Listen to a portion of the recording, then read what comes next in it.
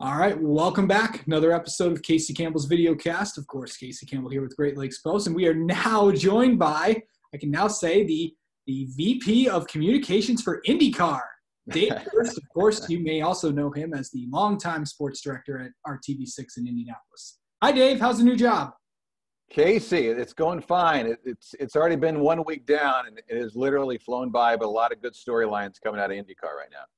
Let's talk about what you were doing yesterday. You were in Nashville with the big announcement that IndyCar is coming to Nashville. Nashville. That's really, really cool. The first kind of thing with the Penske acquisition.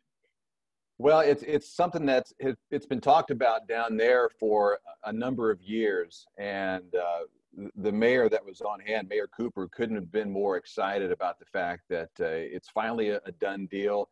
The group down there has been tremendous in putting this together. And I don't know if you've seen the layout of the track, but Tony Kottman has put this together, and it's like a 2.17 mile layout, 11 turns. It goes over a bridge there in downtown Nashville. The way he has integrated the downtown area and Nissan Stadium as well, which is, of course, the home to the Tennessee Titans, the way it's all been put together is really, really special. I talked to Kottman yesterday. He says this might be the best street course layout that IndyCar has, and there are some tremendous layouts that the IndyCar series goes to. So I think it's going to be a lot of fun, and the countdown is already on for next year's race.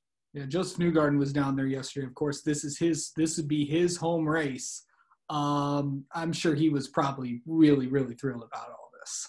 I think he was most excited because when the race rolls around next August, he doesn't have to sleep in another bed. He gets to sleep in his own bed, for crying out loud. So he can literally just drive 10 minutes from his house to get to the racetrack.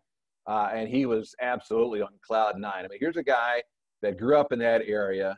He drove to Indianapolis and, raced at Newcastle Motorsports Park and really kind of cut his teeth karting there. But when you go back to Nashville, you talk about IndyCar, maybe not a lot of folks down there really understood or followed the racing as much, and now it's going to be in their own backyard. So he is absolutely thrilled to be able to help bring the NTT IndyCar series to so many thousands. I mean, Nashville is a metropolitan city. It is an international city. It has grown immensely over the last couple of years. It's going to have an international feel, I think, to it. The city couldn't be more excited about it, and Josef Newgarden certainly up there as well. Yeah, I mean, and then the big announcement from today is that Scott McLaughlin's going to be running for Team Penske when we get to St. Pete, where all this kind of stuff, all this was supposed to start before all the COVID hit. Having Scott in the series has got to be, and driving forward the top team, Team Penske, has got to be just a thrill for this series. That's another feather in the cap to have a talented driver like him on board. And, Team Penske certainly already has a lot of talented drivers and has had him over the years. And so, here's a guy that tested, I believe it was at COTA. That went well. He's been kind of chomping at the bit. I know the team's been chomping at the bit to get him in a car like this. So this could be the start of something very big for everyone involved, certainly Scott. Yeah. And, we have 3 races left to go in the year. Everyone's kind of talking about 2021 when the schedule is going to get released. Do you know where you guys are on that? Well, according to Mark yesterday, still working out some of the details, but, we're hoping to get the Harvest Grand Prix in at the beginning of October. And then, of course, the season finale coming up in late October in the streets of St. Petersburg, where all of this began, where I was at the start of the year when, unfortunately, things got postponed. But right now, things look like it's going to happen. We're just waiting for the final go from everybody.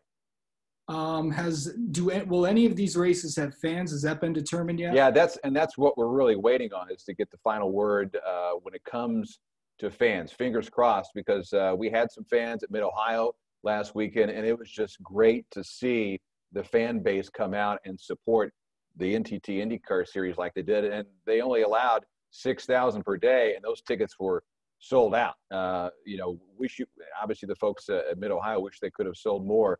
But it was just great to have fans there and to have some of that interaction, socially distanced, of course, But that it would be outstanding to see fans at the Indianapolis Motor Speedway, and fingers crossed also at that finale in St. Petersburg.